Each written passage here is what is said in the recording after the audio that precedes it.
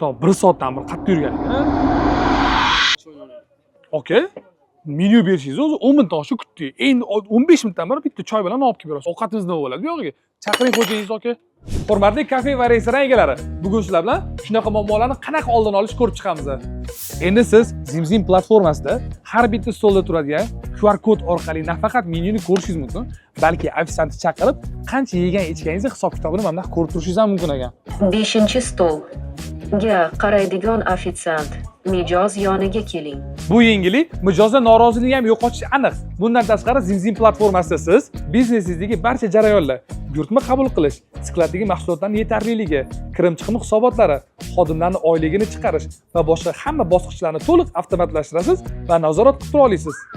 Xullas, sizda kafe, restoran bo'ladimi, osh markazimi, milliy taomlar farqi yo'q.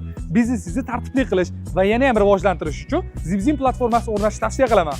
Batafsil ma'lumot olish uchun pastdagi raqamlarga qo'ng'iroq qiling. Aytgancha, bu videoni ovqatlanish shoxobchasi bor tanishiga jo'natib qo'ying.